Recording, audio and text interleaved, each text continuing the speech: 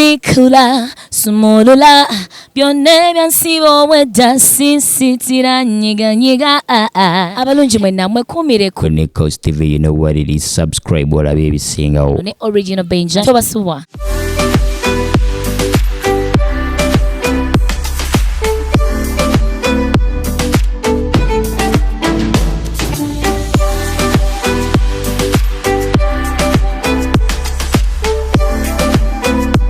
Yo, my people, what's up? It's your boy Eddie Kenzo with my boy Original Benja. Subscribe on NEKOZ TV.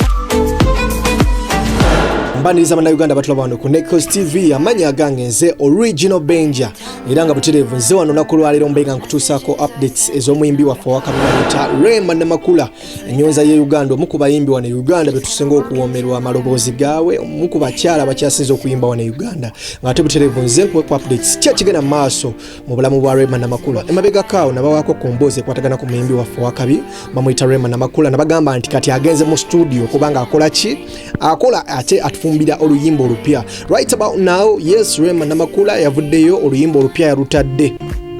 Oluyimba luno baluyita Eykyama naye nga mukubanga ate oluyimba luno atuyisiza mu processes ez'enjawulo singa obozenga ogoberera profile ye ya Instagram. Rema mukubanga yatadde oluyimba luno olupya, of course bigambo bingi byaluwerekerezaako singa obozenga ogoberera posts ze zino yazinga organizinga nga aluteekateeka okubanga aluta mu mbeera eyo n'awaana omukulu gwe bayita Dr. Hamza yamusiimye ono si kumuwana wabula kusiima abalabi baffe abalabi ba NEKOZ TV buli muna Uganda ba video right about now.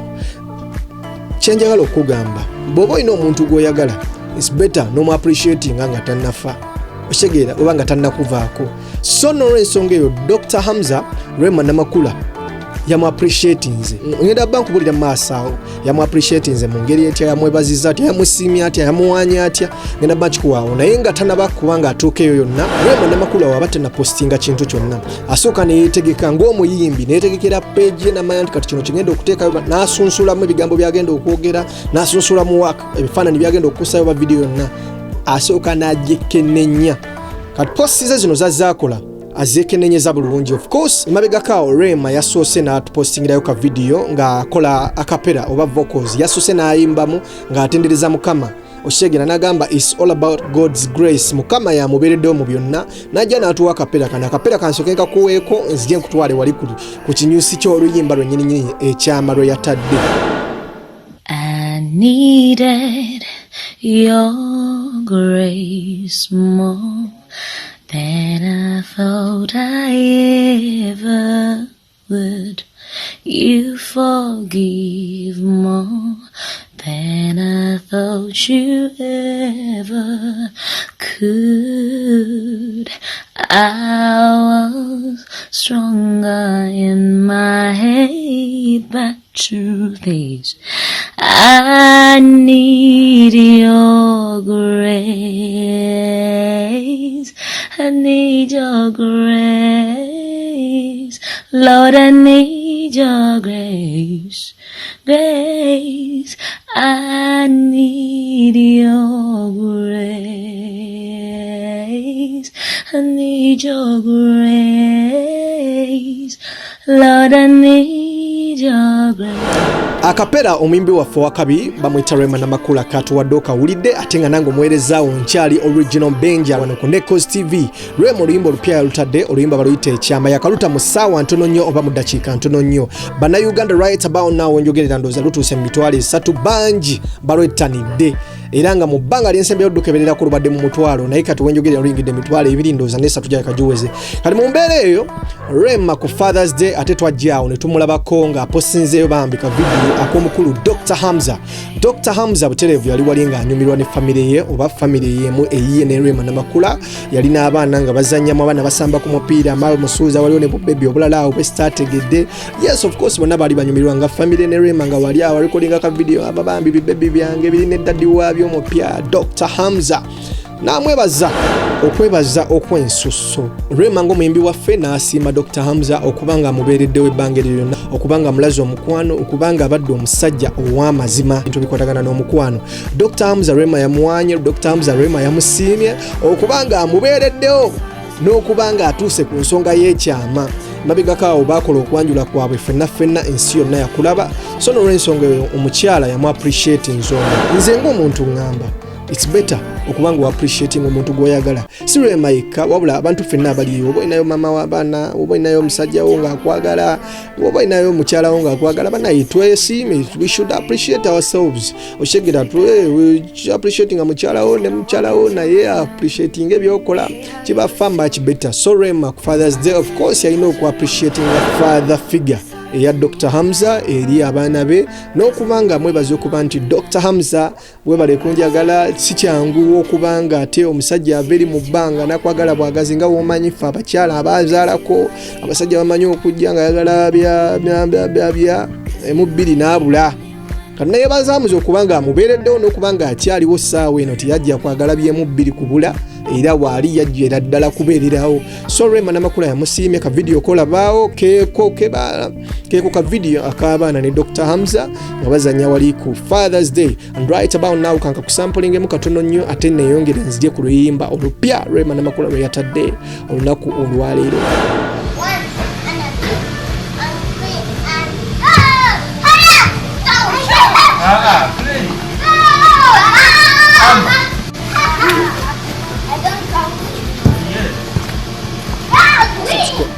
NEKOZ TV kwokyali ate nga atana subscribing mwana mama njagala kugamba nti hittinga ku button eyo clickinga ku button eyo atokinikinga ne kade updates zonna ojja batozisubwa za Rema Namakula neza bayimbi abakabi bonna ojja bafanana ku NEKOZ TV original Benja nze muweereza wa Rema Namakula ka video kalabeke yataddeyo aka Dr. Hamza ku Father's Day nga mwebaze okubanga mubeererawo omuyimbi waffe right about now yatadde oluyimba olupya baluyita Eykyama oluyimba luno bw'olutunuulira obulungi artwork oba gy'oyinza okugamba cover photo y'oluyimba luno audio mupya Rema gwe yakata bw'oba walaba ku mukolo gwa Rema Namakula gwe yaliko ne Dr. Hamza ebifaananyi bw'oba bijjukira bibeekubisizangamu ekifaananyi nga bambadde engoye eza bbulu byebimu ku bifaananyi Rema byasoose okupostinga like a day before hours earlier n'asooka bipostinga n'agamba you know what something big is coming nga tannata luyimba ebifaananyi yabipostinze ebyokwanjula kwabwe so n'olw'ensonga Rema yagenza okuta audio bw'ati of course artwork yabaddeko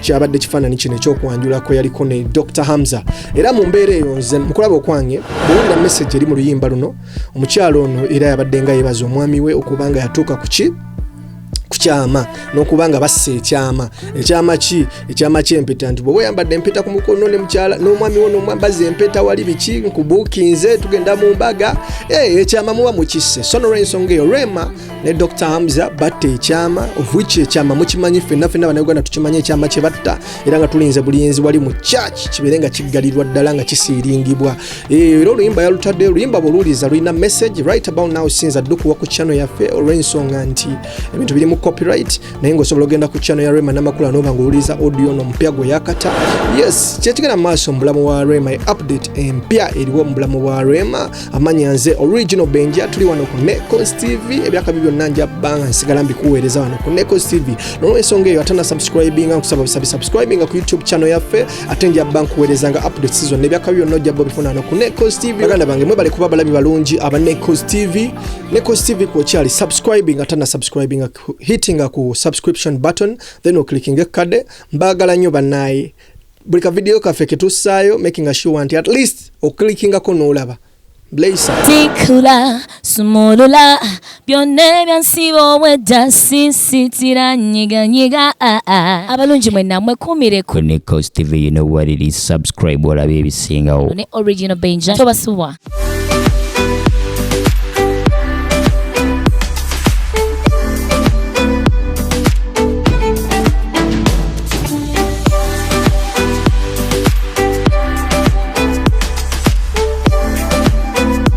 Yo, my people, what's up? It's your boy Eykyama with my boy Original Benja. Subscribe on NEKOZ TV. I guess you're back.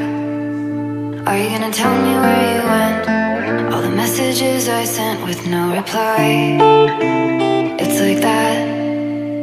You're just gonna walk into my room